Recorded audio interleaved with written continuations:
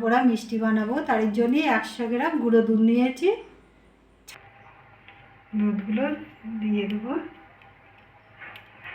আমি গ্যাস জ্বেলিনি, আমি এই দুধটা ঢেলে দিয়েছি। আমি এর 2 বাটি জল দিয়ে দেবো। জলটা গরম জল করে নিয়েছি, 1 বাটি দিয়ে দিলাম।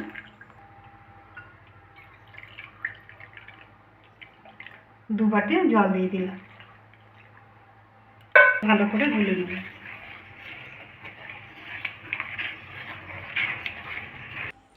দুধটা গোলা হয়ে গেছে, আমি এবার গ্যাসটা জ্বেলে নেব।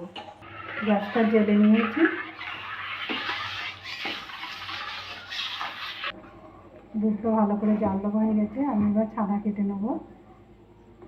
ভিনিগার 2 চামচি আর 2 চামচি জল আমি এর মধ্যে দিয়ে দেবো।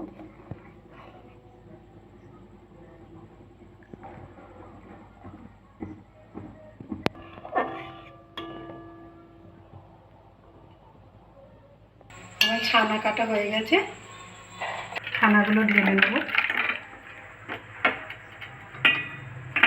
জল দিয়ে দেবো, ভালো করে ধুয়ে নেব।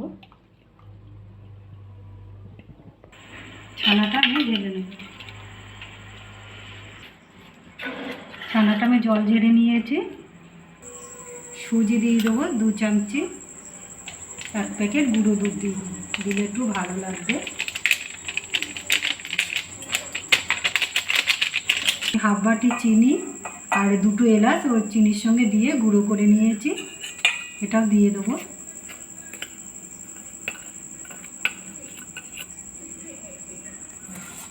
এটা ভালো করে মেখে নেব।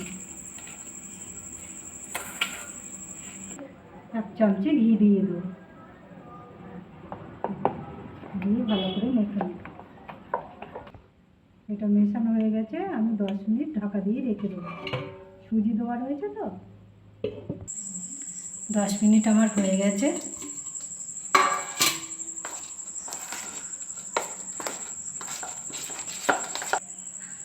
এটা নিয়েছি, আমি এটাই ঘি মাখিয়ে নেব।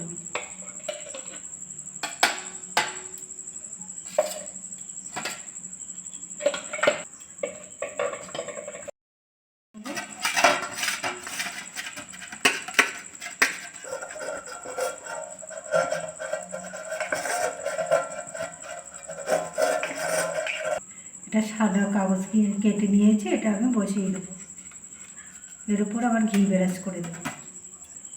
এবার এটা ঢেলে দেবো, এটা আমি দিয়ে দেবো।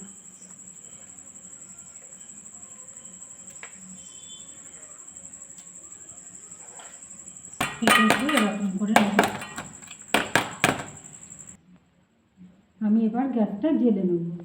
আমি গ্যাস জ্বেলে কড়াটা বসিয়ে দিয়েছি, আর লবণ দিয়ে দিয়েছি, আর একটা স্ট্যান্ড বসিয়ে দিয়েছি। এটা আমি বসিয়ে দিয়েছি, 20 মিনিট পরে দেখাবো। এটা ঢাকাটা ঢেকে দেবো। আমি 20 মিনিট বলেছিলাম, আমি 30 মিনিট এটা লেগেছে। আমি এটা ঠান্ডা করে দেখাবো। এটা আমি ঠান্ডা করে নিয়েছি, আমি এবার এটা তুলে নেব।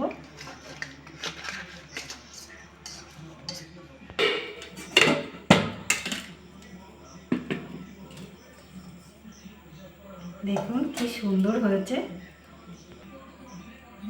আমি এটা কাটবো, কেটে দেখাচ্ছি।